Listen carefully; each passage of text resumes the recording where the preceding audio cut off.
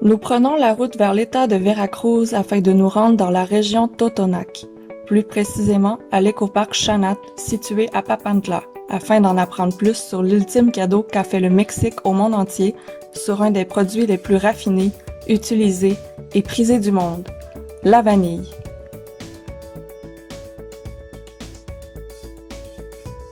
Estas se llevaron los franceses. En todo el mundo, México tiene tanta suerte que la única vainilla que se consume es la planifolia. Même si tout le monde sait reconnaître le parfum de la vanille, bien des gens ignorent ses origines. Notre ami José Luis, fier conservateur de l'orchidée Vanilla planifolia, a su nous faire voyager dans le temps de par ses connaissances en la matière. Muy diferente. Esta es otra. Pero a lo que les voy a enseñar es, pongan atención.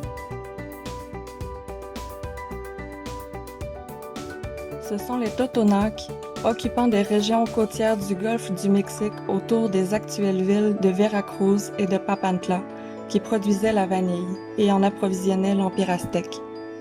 C'est Hernando Cortés, conquistador espagnol, qui découvrit la vanille en 1519 par l'entremise de l'empereur Moctezuma II de la cité de Tenochtitlan, l'actuel Mexico.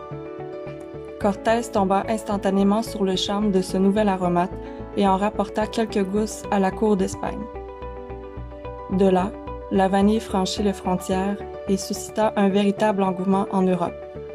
C'est au fil des ans que la vanille fut donnée en cadeau et ainsi distribuée lors de signatures d'accords de paix par différents souverains.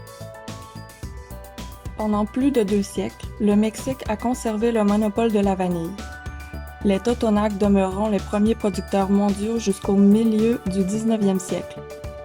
Toutes les tentatives de faire produire cette orchidée hors de son aire naturelle d'origine se résulteront par des échecs. Ils ignorent en effet que des pollinisateurs indigènes jouent un rôle fécondateur indispensable à la formation du fruit, l'abeille mélipone, abeille originaire de la Mésoamérique. L'ultime et la meilleure gousse de vanille sera de la variété planifolia, appelée gourmet. Sa composition chimique devra contenir plus de 2% de vanilline, qui accordera à la gousse toute sa richesse. Elle sera la plus dispendieuse sur le marché.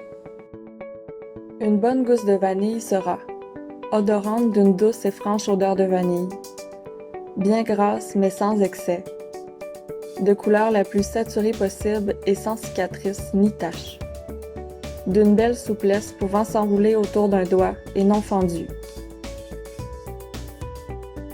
La visite des lieux fut extrêmement intéressante avec notre guide Pedro, qui travaille chez Vanilla Spices depuis 2013.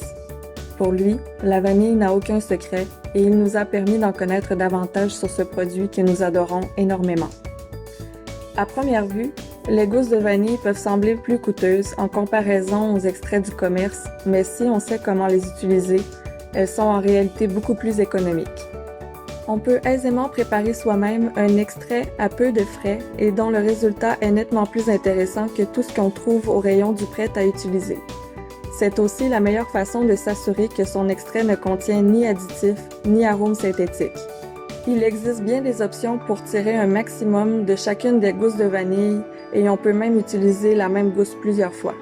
Partir à la recherche des origines de la vanille fut une expérience des plus enrichissantes. Nous ne verrons plus cet aromate de la même manière. Que la naturaleza tiene un orden y tiempos. Entonces todo está bien hecho, perfecto y bien diseñado.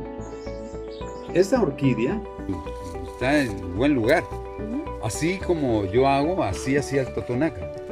Así era tiempos, muchos años así trabajaban. No ocupaban el recurso natural. Así no sembramos los árboles. Yo no siembro los árboles, no, los demás no.